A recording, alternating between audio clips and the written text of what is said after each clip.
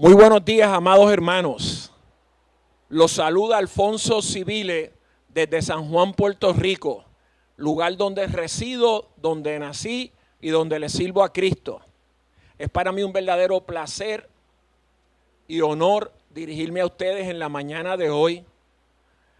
El hermano Carlos González, director de Futbolistas para Cristo, y yo nos conocemos hace más de 20 años. México para mí es como mi segunda patria. Estuve viajando para allá como 15 años, múltiples veces al año. Y al principio que comencé a viajar, inmediatamente conocí al hermano Carlos González como allá en el 1998, 1999. Y desde aquel tiempo hasta ahora el Señor nos ha tenido colaborando juntos para su obra. Y fue a petición de Él de traer un mensaje para ustedes en la mañana de hoy que aquí me encuentro. Mi esposa Socorro, mi amada de 39 años de compañerismo, ¿verdad? De ser mi esposa, mis 3 hijos, mis 2 nietos le mandan saludos. Antes de comenzar quisiéramos orar, ¿verdad? Para invocar la presencia del Señor y que sea Él dirigiendo y preparando nuestros corazones, el mío y el suyo, para recibir su palabra en la mañana de hoy. Así que vamos a orar.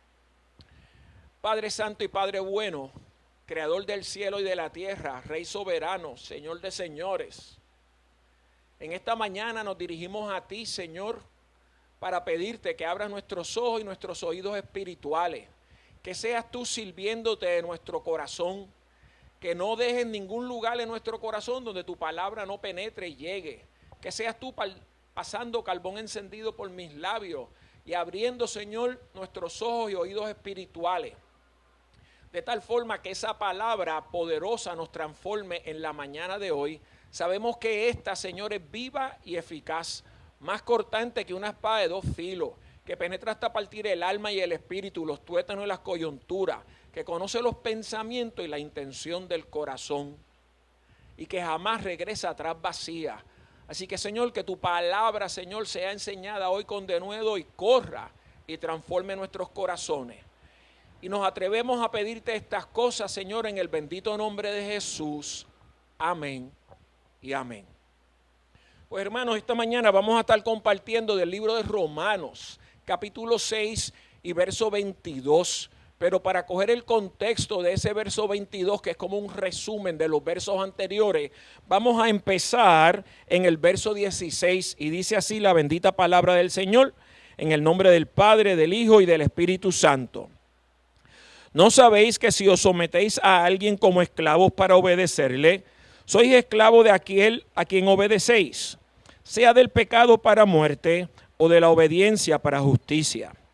Pero gracias a Dios, que aunque eras esclavos del pecado, habéis obedecido de corazón aquella forma de doctrina a la cual fuisteis entregados, y libertados del pecado, vinisteis a ser siervos de la justicia. Hablo como humano por vuestra humana debilidad. Así que como para iniquidad presentaste vuestros miembros para servir a la inmundicia y a la iniquidad, así ahora para santificación presentad vuestros miembros para servir a la justicia. Porque cuando eras esclavo del pecado, eras libre acerca de la justicia. Pero ¿qué fruto tenías de aquellas cosas de las cuales ahora os avergonzáis? Porque el fin de ellas es muerte. Mas ahora que habéis sido libertados del pecado y hechos siervos de Dios, tened por vuestro fruto la santificación y como fin la vida eterna. Repito este último verso del verso 22 de Romanos 6. Mas ahora que habéis sido libertados del pecado y hechos siervos de Dios, tened por vuestro fruto la santificación y como fin la vida eterna.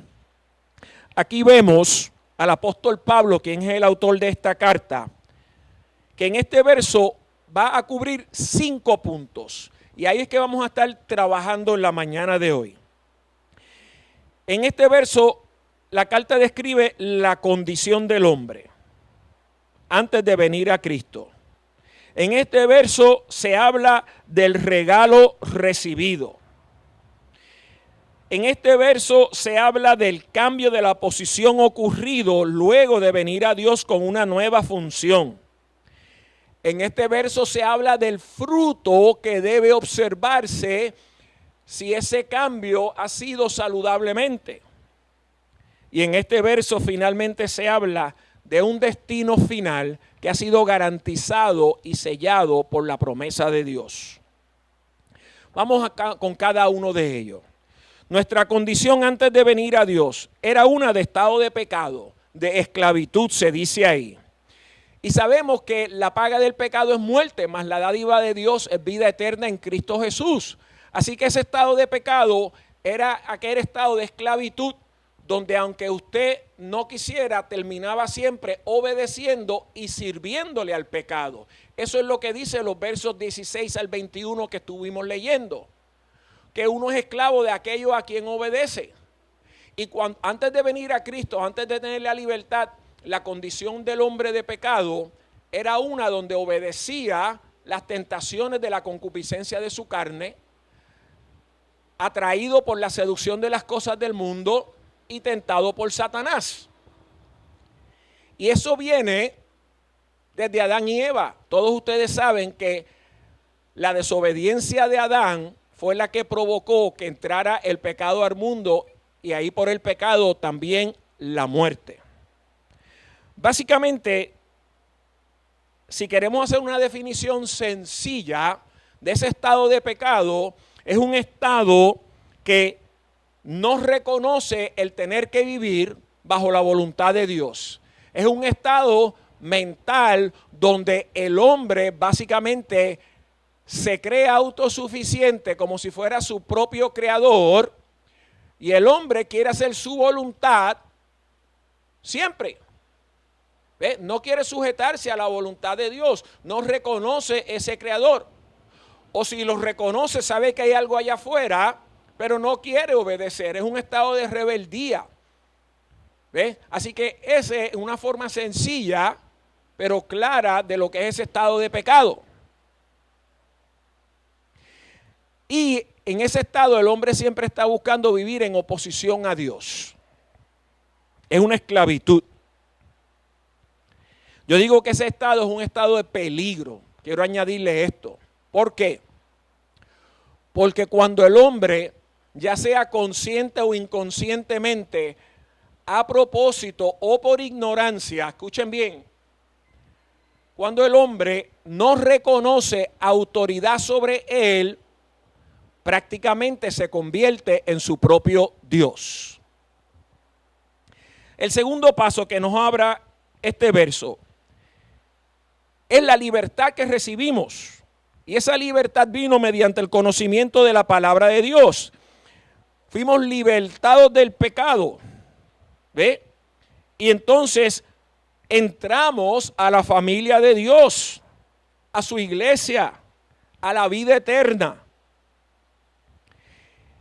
Y llegamos a esa libertad cuando recibimos a Jesucristo como nuestro Señor y Salvador, cuando reconocemos esa necesidad, le damos autoridad sobre nuestra vida, nos arrepentimos y el Espíritu Santo entonces entra por la gracia de Dios exclusivamente mediante la fe en Cristo a transformar nuestras vidas. Cuando eso pasa, recibimos un cambio de posición. Dice que fuimos libertados del pecado y hechos siervos de Dios. Noten que no hay un estado intermedio, que inmediatamente que fuimos trasladados del reino de las tinieblas al reino de la luz, y que antes servíamos a las tinieblas y ahora debemos servir a la luz como siervos de Dios. Eso es sumamente importante. Nótese que en el verso 16 y 17, específicamente el 17, dice así: habéis obedecido de corazón aquella forma de doctrina a la cual fuisteis entregados. Habéis obedecido de corazón aquella forma de doctrina, que significa aquella enseñanza a la que fuiste entregado. ¿Cuál fue esa enseñanza? Que Cristo pagó el precio por nosotros. ¿Cuál fue esa enseñanza? Que Él no vino a condenarnos, sino que fuéramos salvos por Él. Pero si los rechazamos, dice la Biblia, ya hemos sido condenados, porque la luz vino al mundo y el hombre prefirió las tinieblas a la luz. Los romanos habían obedecido de corazón a esa forma de doctrina, a esa fe que señalaba a Cristo, y habían sido transformados. Nótese que la fe está puesta en la palabra que habla de la persona de Jesucristo, y es una obra milagrosa que hace el Espíritu Santo en nosotros y nunca en sistemas religiosos. ¿Ve? El sistema religioso no salva a nadie, solamente Cristo salva. El cuarto punto es que cuando estamos sirviendo a Dios, cuando estamos caminando en su voluntad, cuando somos agradecidos y trabajamos de corazón, se debe observar en nuestra vida como fruto la santificación. Este debe ser el producto natural que se produce en nosotros cuando esa nueva función que hemos aceptado con humildad y mansedumbre. Esto ocurre progresivamente cuando vivimos en un eterno estado de agradecimiento.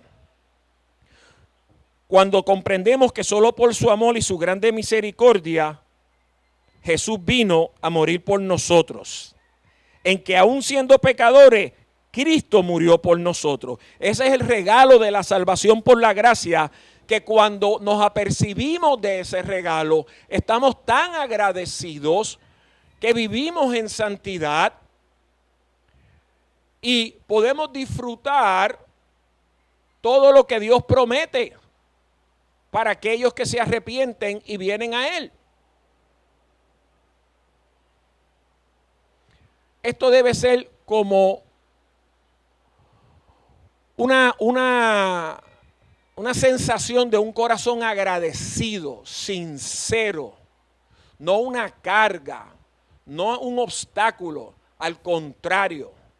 Usted tiene que comprender, hermano, que antes de venir a Cristo, su nombre estaba en la lista de los acusados declarados culpables, esperando solamente para ser ejecutados.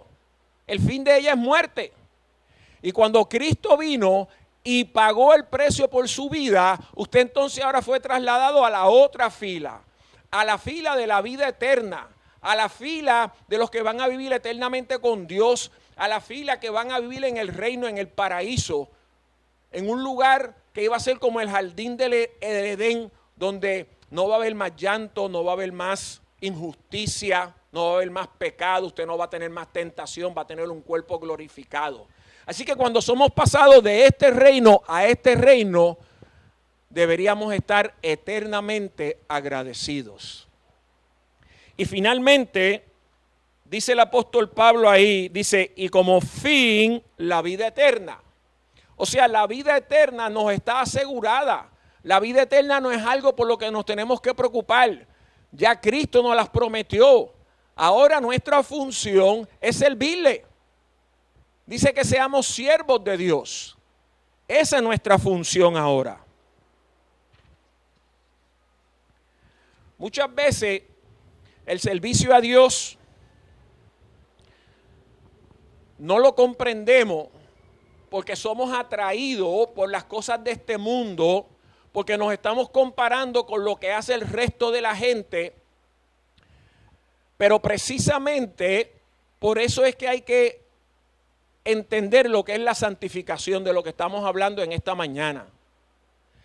La santificación es aquello que es separado para Dios, aquello que es consagrado para Dios, para un propósito específico.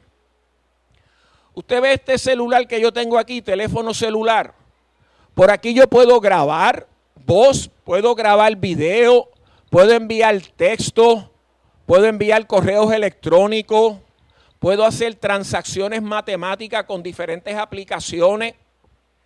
Pero yo busco el botón para colar café y no cuela café. El celular no cuela café, no fue hecho para eso. Fue hecho para un propósito específico. Asimismo, nosotros fuimos hechos para ser siervos de Dios. Tenemos un propósito específico. Fuimos separados para Él. Otro ejemplo de esa separación es cuando usted hace una ofrenda a la iglesia. El dinero era suyo. usted podía hacer con él lo que usted quisiera. Pero cuando usted lo trae al templo o lo da a la obra misionera, ese dinero ya tiene un propósito específico que es separado y consagrado para usarse de alguna forma en la obra de Dios. Eso es lo que significa separarse o consagrarse. Es importante que tengamos esa definición. Y hablando de santificación, es importante que aclaremos que la santificación o la santidad tiene 3 estados.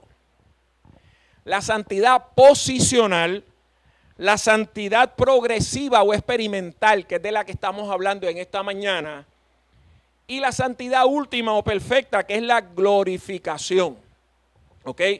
La santidad posicional es aquella que en 1 Corintios 6:11 nos dice que hemos sido lavados, que hemos sido justificados, que hemos sido santificados. Posicionalmente ya hemos sido separados. La santidad última o la glorificación es aquella cuando recibiremos cuerpos nuevos, donde ya el pecado no va a ser parte del ADN nuestro. Vamos a tener un cuerpo como el de Cristo cuando resucitó. Vean que uno es al principio cuando somos salvos, el otro es al final cuando el Señor nos viene a buscar, pero entre medio de esos dos está la santidad progresiva, la santificación experimental, aquella que usted y yo experimentamos todos los días, en la cual nosotros participamos, porque aunque hemos sido libertados de Dios, por Dios, nosotros tenemos que consagrarnos, porque el Espíritu Santo nos separa, pero nosotros podemos resistir al Espíritu. Nosotros podemos contristar el Espíritu. Nosotros podemos resistir el Espíritu. Nosotros podemos hasta mentirle al Espíritu Santo. Y no queremos que eso suceda. Vamos a ver lo que dice la palabra en 2 de Timoteo, capítulo 2 y versos 21 y 22. Dice así: así que si alguno se limpia de estas cosas, será instrumento para honra, santificado, útil al Señor y dispuesto para toda buena obra. Huye también de las pasiones juveniles y sigue la justicia, la fe, el amor y la paz, con los que de corazón limpio invocan al Señor. Quiero detenerme un segundito aquí y explicarle algo. Cuando usted está leyendo la Escritura, estudiando la palabra de Dios, hay 2 conceptos bien importantes que usted tiene que saber. Está el concepto descriptivo y está el concepto prescriptivo. Descriptivo significa que la palabra nos describe una escena para nosotros que tengamos un cuadro de lo que está ocurriendo. Pero cuando nos habla de descriptivo, es que nos está dando un mandato, una orden, algo que tenemos que hacer. Y nosotros tenemos que responder a eso. Aquí cuando dice, así que si alguno se limpia de estas cosas, será instrumento para honra, útil al Señor. Nosotros tenemos que limpiarnos de ciertas cosas. Nosotros tenemos que presentar nuestros cuerpos como sacrificio vivo. Dice Pablo en Romanos 12. Dice, huye de las pasiones juveniles. ¿Ve? Hay cosas que nosotros en nuestro libre albedrío tenemos que tomar acción y hacer. Esa es la santificación progresiva. Vamos a ver otro verso que nos habla de eso en Filipenses capítulo 3 y versos 10 al 12. En Filipenses Pablo lo dice nuevamente así: a fin de conocerle y el poder de su resurrección y la participación de sus padecimientos, llegando a ser semejante a él en su muerte, si en alguna manera llegase a la resurrección de entre los muertos. No que lo haya alcanzado ya, ni que ya sea perfecto, sino que prosigo, por ver si logro asir aquello para lo cual también fui asido por Cristo Jesús. Hermano, yo mismo no pretendo haberlo alcanzado ya, pero una cosa hago, olvidando ciertamente lo que está atrás y extendiéndome a lo que está delante. Prosigo a la meta, al premio del supremo llamamiento de Dios en Cristo Jesús. Así que nótese lo que Pablo está diciendo ahí. Me olvido de lo que está atrás y prosigo a la meta. Sigo buscando. ¿Ve? Es importante saber que la separación y la consagración de aquellos que buscan a Dios separados por Dios viene desde el Antiguo Testamento. Vamos a ver el libro de Pedro, capítulo 1 y el verso 2. Un pasaje bien importante. Dice así. Estoy leyendo del capítulo 1 de Primera de Pedro y el verso 2. Dice: elegidos según la presencia de Dios Padre en santificación del Espíritu para obedecer y ser rociados con la sangre de Jesucristo. Gracia y paz os sean multiplicadas. ¿Qué significa eso de ser rociados con la sangre de Jesucristo? Pues mire, en el Antiguo Testamento usted sabe que Aarón, ¿verdad?, que ejerció el sacerdocio, los hijos de Aarón, ¿ok?, fueron rociados con la sangre de animales. En aquellos tiempos se sacrificaban animales. Usted puede ir al libro de Éxodo y ver eso. Y la sangre de los animales era una tipología, un símbolo de una sangre que iba a venir en un futuro, ejemplificando la sangre de Cristo que iba a venir. Pero todo aquello que era separado para Dios en aquel tiempo era separado y había un símbolo de sangre. Había un símbolo de sangre para el pacto. Había un símbolo de sangre para la separación. Había un símbolo de sangre para la limpieza. Todo eso está en ese verso ahí de Primera de Pedro 2. Pero no vamos a estar hablando hoy de todos esos símbolos. Solamente quería explicarles que esto viene desde el Antiguo Testamento. Dios permitió que fuese así. Y entonces la sangre de Cristo, la que nosotros hoy en el nuevo pacto somos rociados, nos manda también a ser separados para el Señor. Dice que hemos sido comprados a precio de sangre preciosa. Y si hemos sido comprados, significa que no nos mandamos nosotros mismos. Eso es sumamente importante. Y la palabra de Dios lo dice tan claro. En Primera de Tesalonicenses capítulo 4 y verso 3 dice así: pues la voluntad de Dios es vuestra santificación. Y luego en el capítulo 7, en el verso 7 de ese capítulo 4 nos dice: no nos ha llamado Dios a inmundicia, sino a santificación. Así que este estado de santificación progresiva está a través de todo el Nuevo Testamento. Y es algo que hoy día, tristemente, en las iglesias se ha confundido y en muchos sitios, por lo menos aquí en mi país, se ha dejado de predicar. Antes se pensaba que cuando uno hablaba de santificación o santidad, lo primero que venía a la mente era el recuerdo de un monje que se iba a un monasterio a orar y a tener una vida completamente separada del resto del mundo. Eso no es santidad. La santidad es que nos separamos de las cosas del mundo, pero para ser siervos de Dios, para llevar el mensaje de salvación, para interactuar con la gente, no para hacer lo que ellos hacen, pero para amarlos, para servirles, para darle testimonio de la vida que está en nosotros. Primera de Pedro, en el capítulo 3,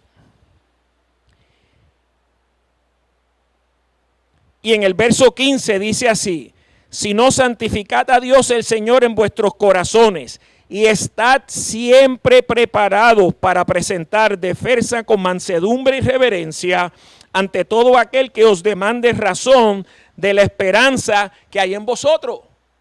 Nosotros tenemos que estar preparados para presentar defensa con mansedumbre y reverencia de la esperanza que está en nosotros. ¿Cuál es esa esperanza? La vida eterna, porque conocemos a Cristo. Así que la santificación progresiva o experimental es donde pasamos la mayor parte de nuestra vida. Y esa parte de la vida, muchas veces el cristiano la vive resignado, sin gozo, como si fuera una carga. El Señor dice en su palabra, en Juan 10, que Él vino para que tuviésemos vida y la tuviésemos en abundancia. Entonces, si el Señor dice que vino para que tuviésemos vida y la tuviésemos en abundancia, porque es que tristemente muchos creyentes hoy día no vive esa vida abundante. Yo les voy a decir, ¿verdad?, lo que a mi parecer es. Y para eso los voy a llevar al libro de Juan, el Evangelio de San Juan, capítulo 8. Y vamos a ver los versos 29 al 32. Para que cojan el contexto, ustedes lo pueden leer desde el verso 21. Yo voy a leer desde el 29 para efectos, ¿verdad?, de limitar el tiempo. Pero dice así: porque el que me envió conmigo está, no me ha dejado solo el Padre, porque yo hago siempre lo que le agrada. Este es Jesús hablando. Verso 30, hablando él estas cosas, escuchen bien, dice, muchos creyeron en él. Y él sigue hablándole a esas personas. Miren los próximos dos versos. Dijo entonces Jesús a los judíos que habían creído en él. ¿A quiénes? A los que habían creído. Si vosotros permaneciereis en mi palabra, seréis verdaderamente mis discípulos. Y conoceréis la verdad, y la verdad os hará libres. Si usted no conoce aquella forma de doctrina y obedece de corazón, usted no va a ser libertado. Pero si usted permanece en la palabra de Dios, la garantía que da Jesús ahí es que va a conocer la verdad y la verdad lo va a hacer libre. Pero nótese la condición. Usted tiene que permanecer en la palabra de Dios. Porque si usted no permanece en la palabra de Dios, el mundo lo va a seducir. El enemigo lo va a engañar, sus propias emociones. Jeremías dice que engañoso y perverso es el corazón más que todas las cosas. Así que la palabra de Dios, que es viva y eficaz, es aquella que nos ayuda a discernir lo que es de Dios y lo que no es de Dios. Cuando hacemos eso, entonces podemos experimentar la vida abundante. Desarrollamos un gozo por las cosas del Señor. Hay pasión en sus vidas. Y eso es sumamente importante. Ahora bien,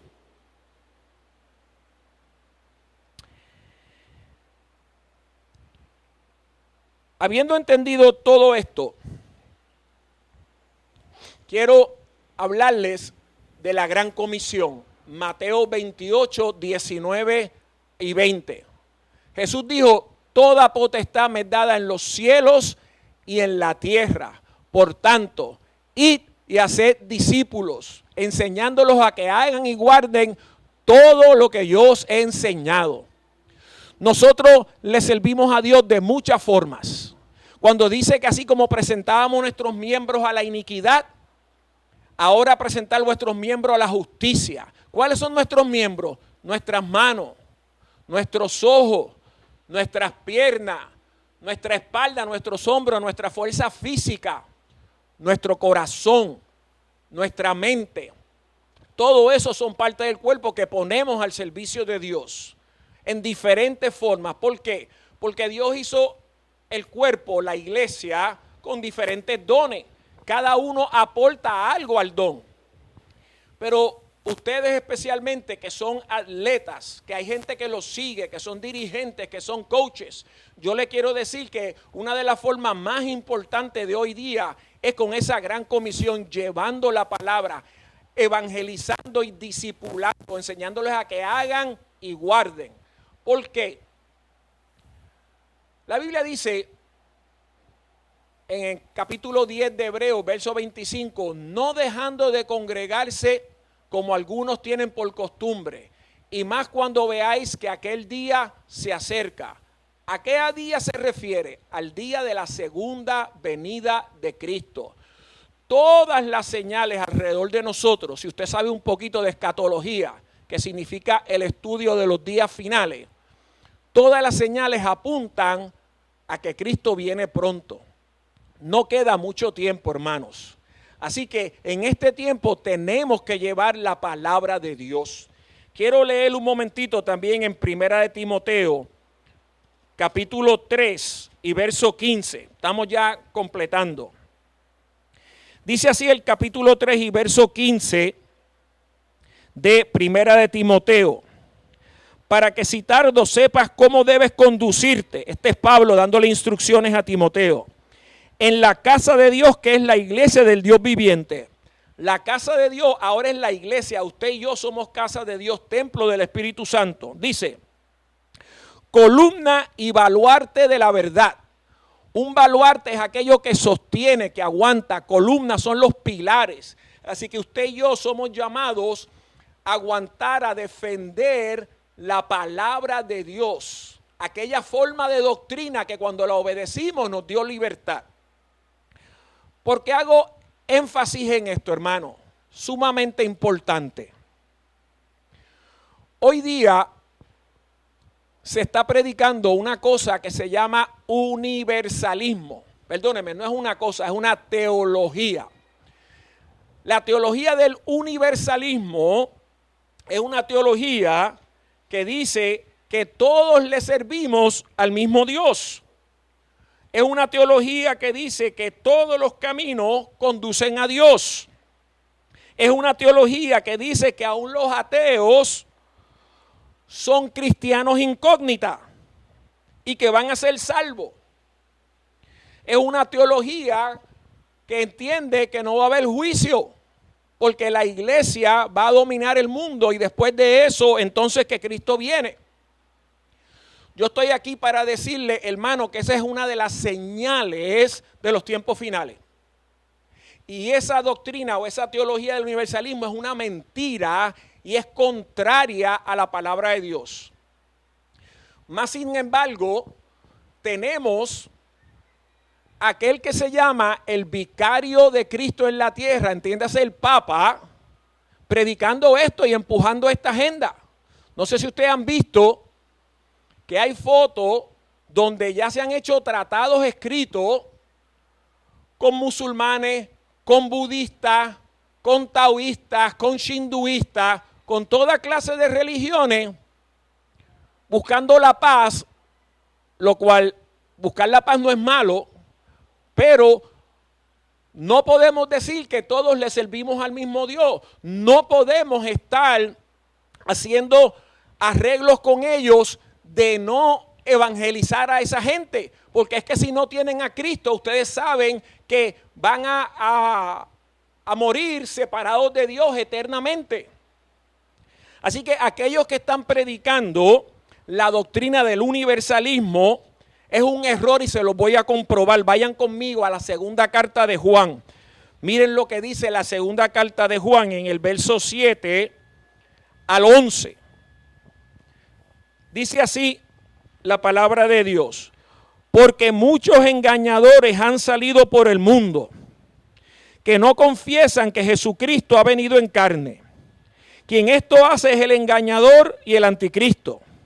Mirad por vosotros mismos, para que no perdáis el fruto de vuestro trabajo, sino que recibáis galardón completo.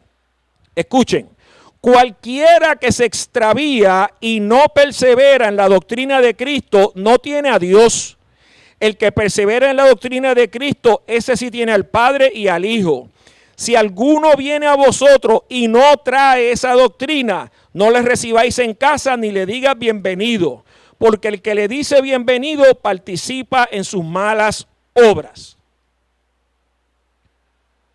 Estas religiones como el budismo y el Islam, que no tienen la doctrina de Cristo, nuestro llamado es a amarlos.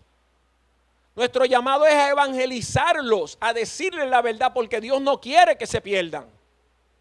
Pero no es a decirle que todo está bien, no es a decirle que ellos sirven el mismo Dios, porque es una mentira.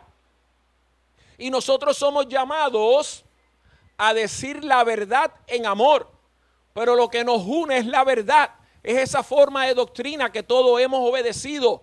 Cristo es la única puerta, Cristo es el único camino, Cristo es la puerta estrecha.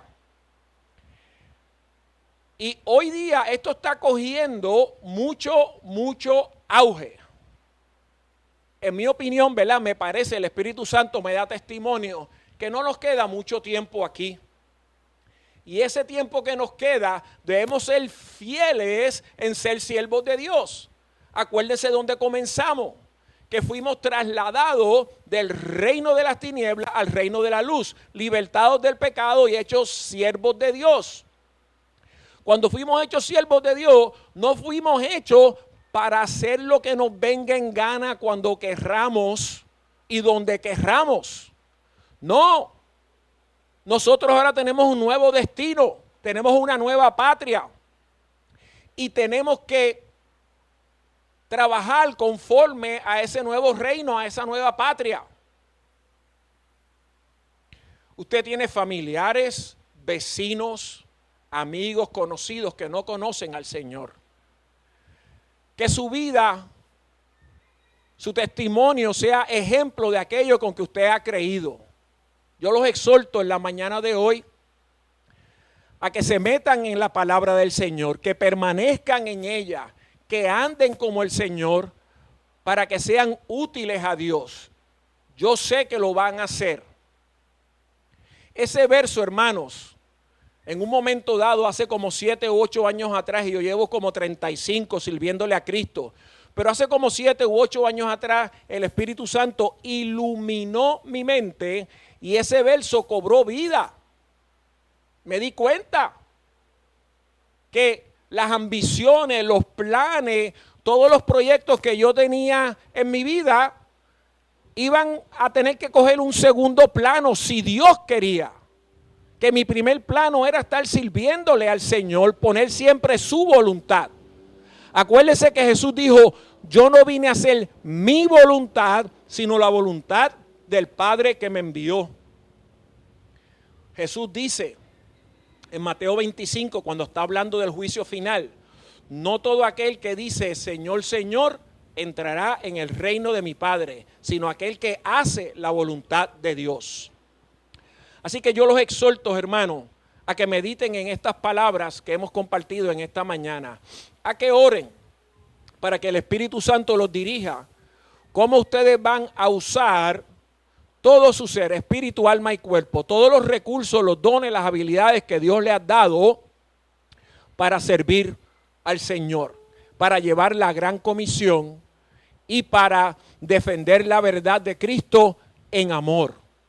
No para juzgar a los demás, no nos toca a nosotros juzgar, a nosotros no nos toca testificar sobre lo que Cristo ha hecho en nuestras vidas y compartir la verdad, que hay un solo camino. Gracias, mis amados hermanos, en esta mañana por escucharme. Espero que este mensaje lo guarden en sus corazones y le voy a pedir a Dios que nos acompañe para cerrar y orar.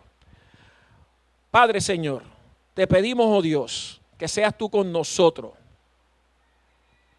Señor, que si yo he dicho algo que no sea tuyo, que tú lo borres, que no haya ni memoria.